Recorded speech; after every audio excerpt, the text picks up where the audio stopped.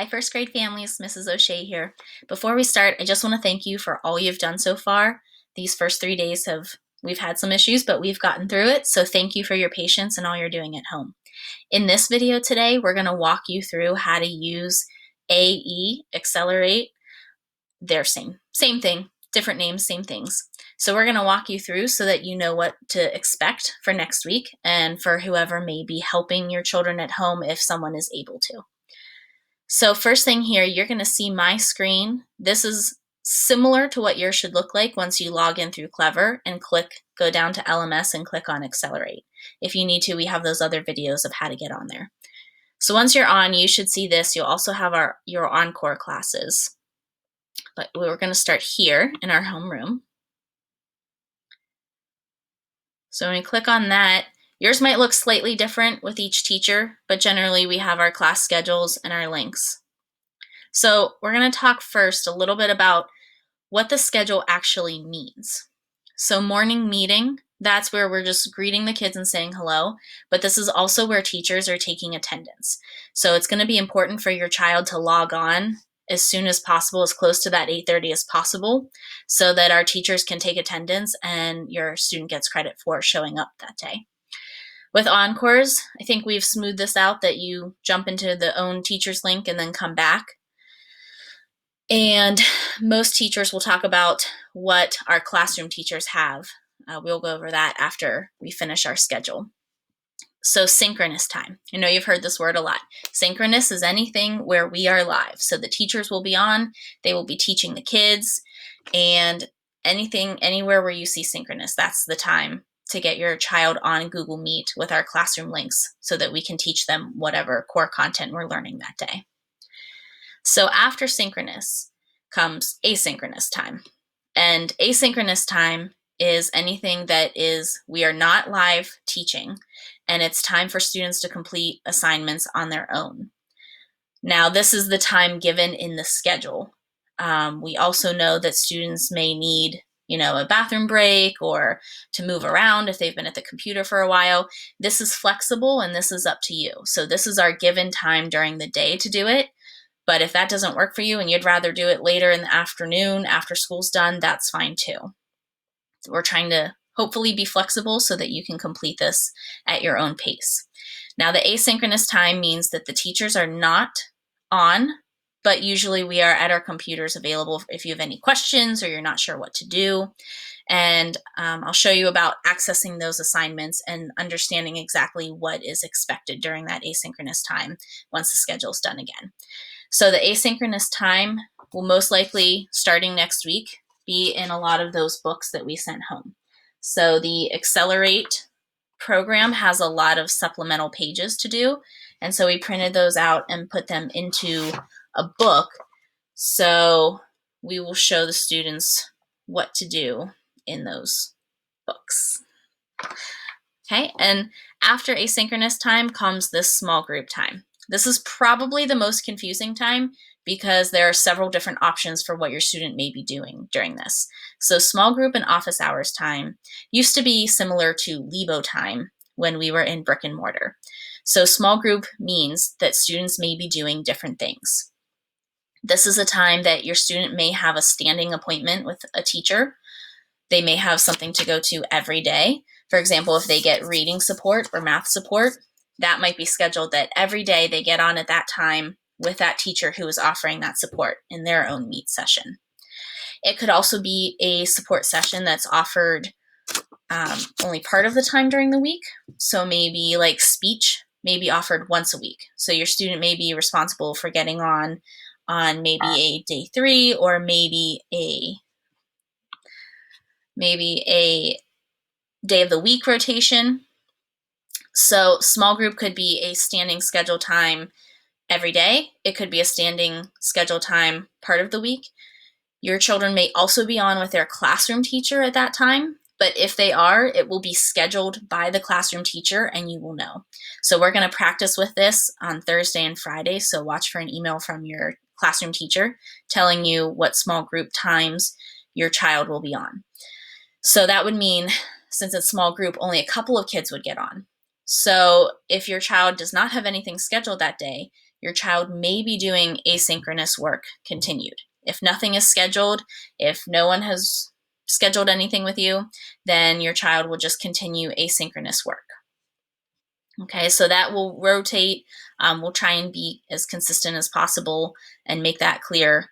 But if you ever have a question about where is my child supposed to be right now, you can email the teacher, or again, we'll show you kind of how we are helping to organize during these breaks. So 12 to 1 is lunch. That is time for the kids to be off of the screen. Nothing is required for them. Have lunch. They're free to play, move around, whatever you deem is important for them at that time. So back to synchronous time, math synchronous time, that's when we will be on with them, teaching them. Following that is asynchronous time. Again, that would be kind of off screen.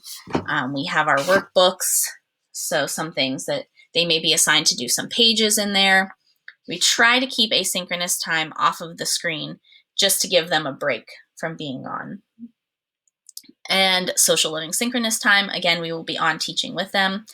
Small group, same thing as we said before. They may have something scheduled, they may not, and it may just be more additional asynchronous time, which helps count to those minutes that they do throughout the week. And then at the end here, we have miscellaneous asynchronous. We did not attribute anything to that asynchronous time, so that if there's anything you didn't finish throughout the day, that you can go back. Now, if you are done with your work and there's nothing else, we will show you, we have some may-dos that kids can do. So if you finished all your work and there's nothing else, you can go back and do some may-dos, as well as students are always free to play Lexia, Dreambox, Reflex on Clever and log in and play those. And we'll show you how to access some of those too. So that's kind of a quick breakdown about the schedule. If you have any questions about that, please go ahead and email your teachers. We know that this is a lot to take in, and we're hoping that this video kind of helps you understand. So now we're going to show you what a class looks like and what their work may look like.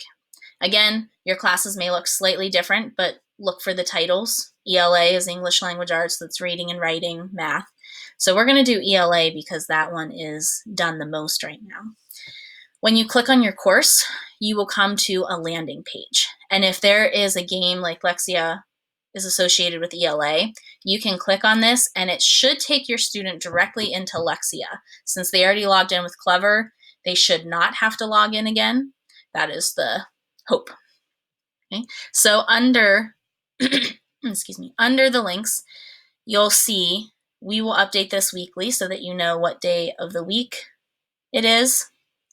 And we will have their asynchronous assignments. So this is where if you want to see what's happening for the week, or if you're not sure what they're supposed to be doing, you can always come to this page. The nice thing about this is that if there's something they're supposed to complete in AE, that you can actually click on that link and it will take you there. We'll show you that in a minute. And then this is where we have the may-dos that I talked about. Excuse me. So in the may-do activities, these are optional things that if you are done with your work and there's more things you'd like to do during asynchronous time, or you're just looking for ways to keep your child engaged with other things, you may come do any of these may-dos. And in addition, we're not going to list Lexia, Dreambox, Reflex, but those are always options as well. Okay. And then down below that is where you would access all of your course materials if you need it. If it's not linked up, or if you just want to explore what's going on, those are down there for you, and we will release them as we finish modules. So on Sundays, you'll see the next week's module. Okay.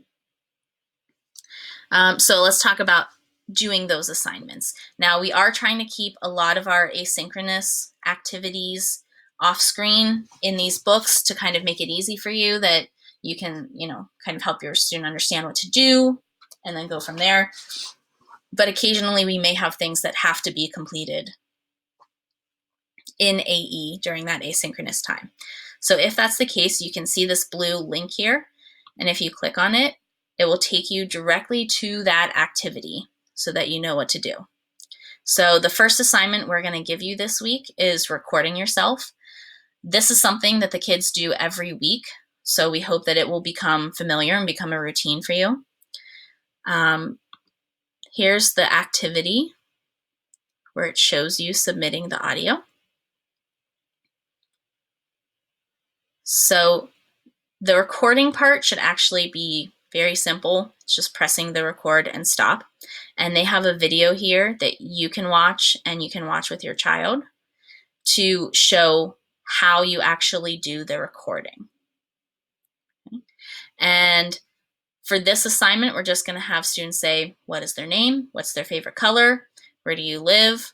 And that one's kind of optional if you just want to say Mount Lebanon, or just ways to kind of explain, get to know you. And if students want to add anything else, they can do that too. So those are just example questions. So page 3, that shows you how to do the recording. Now this one shows you how to submit. We would recommend, you'll see in the video, we recommend that you create a folder on your computer where you can keep all of the audio files stored. So this video will go through and tell you how. The important thing to note in this video is that when you initially upload it, it uploads it to the site, but does not submit it. So make sure once you upload it that you go back through and click submit, because it will only come to the teachers if you click submit. Okay? So we want to give you a couple days to practice with this and get familiar with it now, so that next week, you're more familiar with what to do. And it's okay if you have any issues or if you can't get it, just email your classroom teacher. We can try and help you and work it out. We're very flexible with this. We're asking that it's just done sometime by next week, so that if you don't have time on Thursday or Friday, you can do it over the weekend, whatever works best for you and your schedule. Please know that we are very flexible, and we understand that you are probably balancing a lot at home. So whatever you need to do, we are hopefully here to support you. Now, the last thing is what I had mentioned before about you're probably going to see a screen like this anytime your kids go to asynchronous work or encores. There may be a timer somewhere as well. And it may be just a Google slide. It may be something like this. It kind of depends on what we're putting in there. But anytime we are not on with the kids, we will try to have this up for you so that you can see both our schedule, the next time that they're expected to be on for synchronous, and for asynchronous assignments, that we can give you a detailed description of what they're supposed to do. So if it is in their notebook, you might say, turn to complete page 3 and give instructions. Okay, so page numbers are down at the very bottom corner. Okay.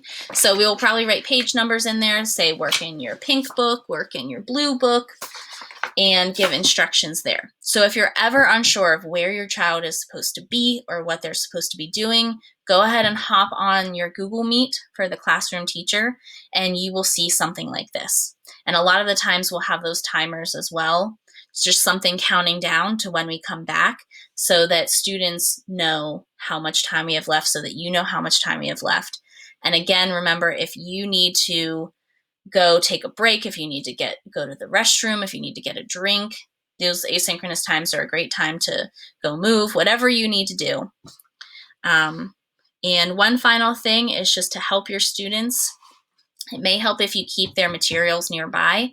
If you create some kind of basket. A lot of the times we will use most of these daily once we start getting into things. So they're pencils, scissors, crayons, glue, all of those supplies that's on the beginning of the school year supply list, as well as all of their notebooks and things that went home in those packets that you picked up at school. So it'll help just to keep it nearby so that your child doesn't have to run and go get it, and they can just grab it and go. Okay, so hopefully this video kind of helps you. I know there's a lot to take in. We'll all kind of learn together. This is new for all of us. So thank you for all that you're doing at home. And if you have any questions, please don't hesitate to contact your classroom teacher. Have a great day.